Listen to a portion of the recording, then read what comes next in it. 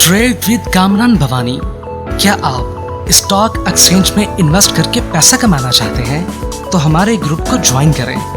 हम आपको देंगे बर वक्त और बेहतरीन मशवरे। हमारे पास अकाउंट खोलने और ग्रुप ज्वाइन करने के लिए इन व्हाट्सएप नंबर पर राब्ता करें। कामरान मेमन भवानी 0345-826-4499। बिस्मिल्लाहिर्रहमानिर्रहीम। अस्सलाम वालेकुम मेंबर्स, मैं कामरान मेमन भवानी, आप देख रहे हैं यूट्यूब का चैनल। सो क्लेम या ब्लेम नहीं है। आज के इस वीडियो में हम बात करेंगे, ये कंपनी डीलिस्ट होने जा रही है। पीएसएक्स सपोर्ट्स कहाँ हैं? क्योंकि अगर हम देखें तो मार्केट मुसलसल गिर रही है और जैसे कि आज भी मार्केट के अंदर एक डिजास्टर लेवल था और नेगेटिविटी थी। सुबह से ही मार्केट तो डल परफॉर्म कर रही थी और नेगेटिव परफॉर्म कर रही थी। तो अब मार्केट रुकेगी कहाँ पर?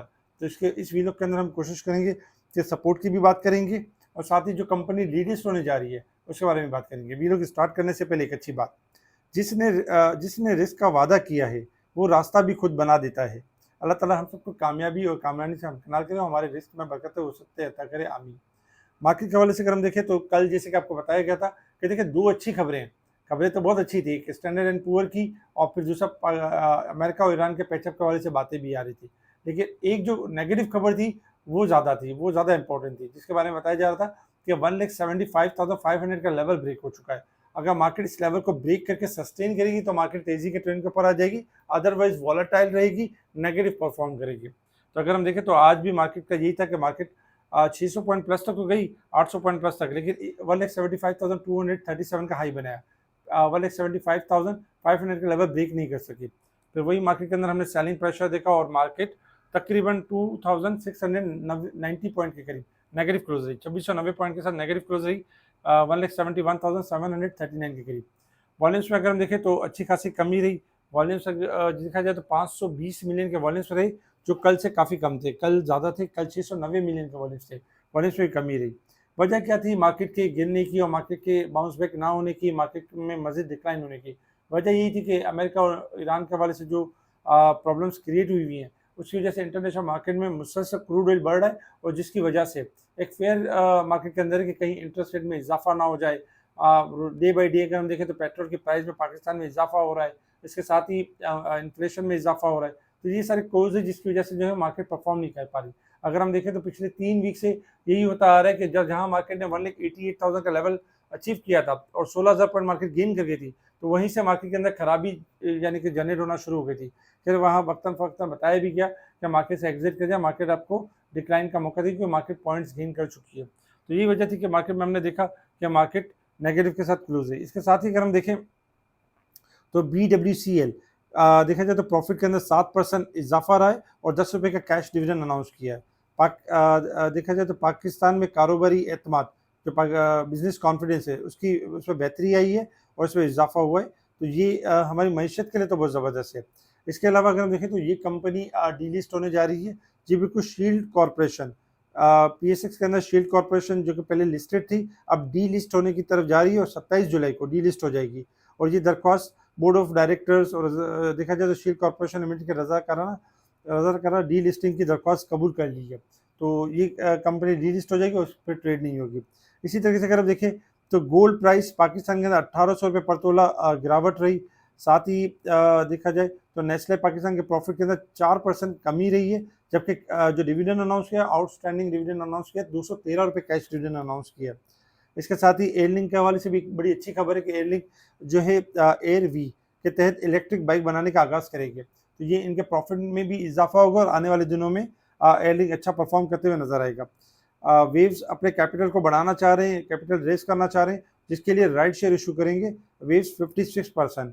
तो देखा जाए तो वेव्स एक लॉन्ग टर्म प्लानिंग के ऊपर चला गया। 56% राइट शेयर के बाद जब राइट शेयर आ जाएंगे, क्लोज हो जाएंगे, उसके बाद कोई लॉन्ग टर्म के लिए बहुत अच्छा होगा, लेकिन फिल वक्त राइट शेयर अनाउंस किया। ये खबरें थी जिसके ऊपर मार्केट ने रिएक्ट किया और हमने देखा कि मार्केट यानी कि नेगेटिव क्लोज रही। सेक्टर वाइज पोजीशन अगर हम देखें तो सेक्टर वाइज पोजीशन में रिफाइनरी सेक्टर्स, प्रॉपर्टी, सिंथेटिक्स वगैरह पॉजिटिव रहे। बाकी मेन बोर्ड सेक्टर्स अगर हम देखें तो commercial bank, cement sectors, fertiliser, इनमें हमने गिरावट देखी। इसके अलावा आज भी थोड़ा सा रिफाइनरी सेक्टर थोड़ा स्ट्रॉन्ग था और बाकी साइड बोर्ड स्टॉक्स काफ़ी मजबूत और अच्छा परफॉर्म कर रहे थे। अब आ जाते हैं थोड़ा इंटरनेशनल लेवल्स की तरफ। इंटरनेशनल लेवल्स के ऊपर अगर हम देखें तो क्रूड ऑयल इस वक्त $91 और तकरीबन देखा जाए तो $91 और 45 सेंट की तरफ जा चुका है। क्रूड ऑयल हाई साइड पे ट्रेड कर रहा है। अच्छा, क्रूड ऑयल में अगर हम देखें तो $65 तक आ चुका था, ओवरसोल्ड था और रिकवरी जनरेट होती थी क्योंकि $120 से गिरा था।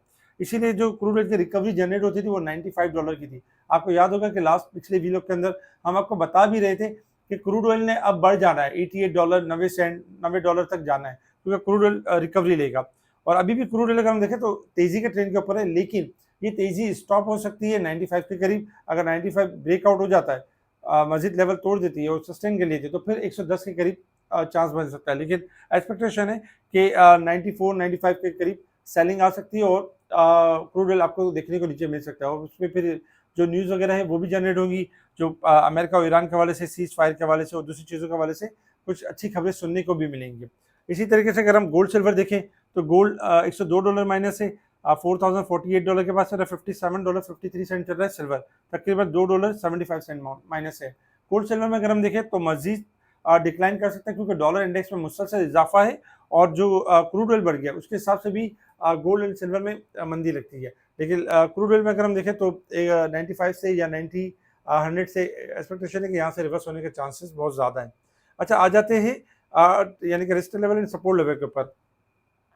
मार्केट इस वक्त 3273 पॉइंट्स ओवरसोल्ड है वीकली बेसिस पे, और मंथली बेसिस पे देखें तो 8151 पॉइंट्स ओवरसोल्ड है और ओवरबोट पॉइंट में अच्छी खासी कमी हो गई है, यानी मार्केट अच्छा खासा अपने आपको डिस्काउंट करवा चुकी है। अब आ जाते हैं टेक्निकल चार्ट की तरफ कि मार्केट ने मूव किस तरीके से करना है और हमारी स्ट्रेटेजी क्या होगी, क्योंकि बहुत सारे क्लाइंट जब मार्केट नीचे आ रही होती है और फ्लोटिंग लॉस बढ़ रहा होता है, क्योंकि जाहिर सी बात है कि इन्वेस्टर्स के पोर्टफोलियो में कोई ना कोई स्टॉक पड़ा हुआ ही होता है, और जब वो मार्केट नीचे आती है तो फ्लोटिंग लॉस दिखाता है, और जैसे मार्केट रिकवर हो जाती है तो फ्लोटिंग लॉस प्रॉफिट में कन्वर्ट हो जाता है। याद रखें कि फ्लोटिंग लॉस से कभी भी ना घबराएं। फ्लोटिंग लॉस वो होता है जो मार्केट अगर कभी कोई गिरावट होती है तो उसकी वजह से आपको वक्ती तौर पे लॉस दिखा रहा होता है, लेकिन जब चीज़ें सेटल होना शुरू होती है तो ये लॉस वापस प्रॉफिट में बन जाता है। इसकी एक एग्जांपल ऐसे भी ले सकते हैं, जैसे कि देखिए कोविड जब आया था, कोरोना वायरस जब आया था कोविड के अंदर, तो क्या था, बहुत सारे लोग कारोबार कर रहे थे, इनकी दुकानें थी, इनका माल था, सब कुछ था। अब 3 महीने के लिए मार्केट लॉकडाउन लग गया, शॉर्ट यानी कि लॉकडाउन, स्मार्ट लॉकडाउन लग गया। उसमें क्या हुआ, क्या दुकानदारों ने ये किया कि अपना सारा माल बेचा और कारोबार बंद कर दिया? नहीं नहीं, अभी तो लॉस हो रहा है या हमारा माल आधे रेट पर आ गया, नहीं, वो रुके रहे, स्मार्ट लॉकडाउन के साथ प्ले करते रहे और एक वक्त ऐसा आया कि उनके प्रॉफिट में इजाफा हुआ। इसी तरीके से इस एग्जांपल को आप इस तरीके से ले कि जब आप एक गाड़ी परचेस करते हैं, आप कोई करोला लेते हैं या कोई होंडा लेते हैं, कुछ भी लेते हैं, 30 लाख की, 50 लाख की, 80 लाख की, 1 करोड़ की लेते हैं। अब 1 करोड़ की जब आप परचेस करते हैं तो उसकी वैल्यू 1 करोड़ होती है, लेकिन जब आप सेल करने के लिए जाते हैं तो आपको 1 करोड़ रुपए पूरे नहीं मिलते, उसमें से 10 लाख रुपए माइनस होते हैं, 8 लाख रुपए माइनस होते हैं, क्यों? अगर आप फौरन सेल करना चाहते हैं। लेकिन अगर यही आप वेटिंग करके सेल करते हैं कि नहीं, आपने होंडा को ओएलएक्स पे लगा दिया, मुख्तलिफ वेबसाइट पे लगा दिया, कोई अच्छे बायर का इंतजार किया, तो होता ये कि वही करोला जो आपने 1 करोड़ की ली होती है वो 1 करोड़ 5 पे बिक रही होती है, 1 करोड़ 10 पे बिक रही होती है, 1 करोड़ 25 पे बिक रही होती है। लेकिन क्या, वेटिंग एंड सबर के साथ अगर आप उसको यानी उस बिजनेस को इस तरह लेके चलते हैं। लेकिन अगर आप जल्दबाजी करते हैं, आप फ्लोटिंग लॉस से घबराते हैं, तो याद रखें स्टॉक मार्केट में हमेशा कोई भी प्रॉफिट देखता नहीं है, फ्लोटिंग लॉस भी देखता है, फ्लोटिंग प्रॉफिट भी देखता है।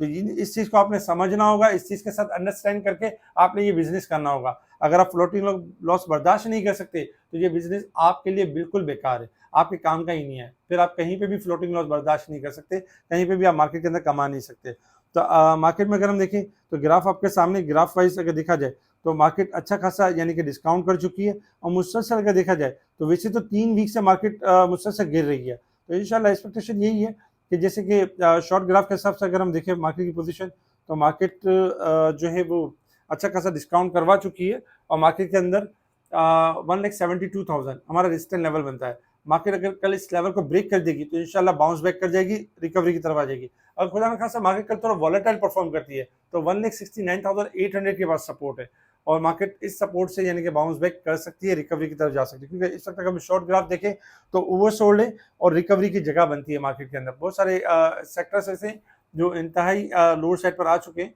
तो पैनिक नहीं करना चाहिए, प्रेशर में नहीं आना चाहिए, बल्कि ये करना चाहिए कि आपके पास जो भी कैश अवेलेबल हो तो इस लेवल के ऊपर अपने अपने स्टॉक को डिप पर एवरेज कर लें। उससे मौका ये होगा कि आपको यही स्टॉक दोबारा से अप होते हुए मिलेंगे। मार्केट में अगर आप बहुत पुराना भी काम कर रहे हैं तो आपने देखा होगा कि 10,000 पॉइंट गिरती है, मार्केट 10,000 पॉइंट बढ़ जाती है, तो इसमें कोई घबराने वाली या कोई पैनिक वाली बात नहीं है। बिजनेस से बिजनेस में सारी चीज़ें होती हैं। तो इंशाल्लाह एक्सपेक्टेशन है कल के दिन में अगर मार्केट जो है वो शॉर्ट रिकवरी की तरफ जा सकती है, 1,72,000 के लेवल मेंटेन करेगी तो 1,75,000 की तरफ बढ़ेगी। अदरवाइज अगर मार्केट स्टार्टिंग में थोड़ा प्रेशर देती है तो 1,69,800 1,70,000 से बाउंस बैक होने के चांसेस है। इसके अलावा रिफाइनरीज के अंदर थोड़ा हाई साइड पर प्रॉफिटिंग का ध्यान रखिएगा। इसके अलावा oil and gas sector, cement sectors ये लोअर साइड पे यानी कि एक्यूमुलेट होंगे और जैसे ऑयल गिरावट होगी तो इनमें तेजी से इजाफा होगा। हमारे इस वीडियो को लाइक करें, सब्सक्राइब करें, आगे फॉरवर्ड जरूर करें, कमेंट्स लाजमी दें। इसके अलावा जो हमारे ग्रुप से जुड़ना चाहते हैं, स्पेशल ग्रुप का हिस्सा बनना चाहते हैं, वो हमें कांटेक्ट कर सकते हैं व्हाट्सएप पर। ठीक है जी, शुक्रिया। कामरान मेमन बावनी, अल्लाह हाफिज़।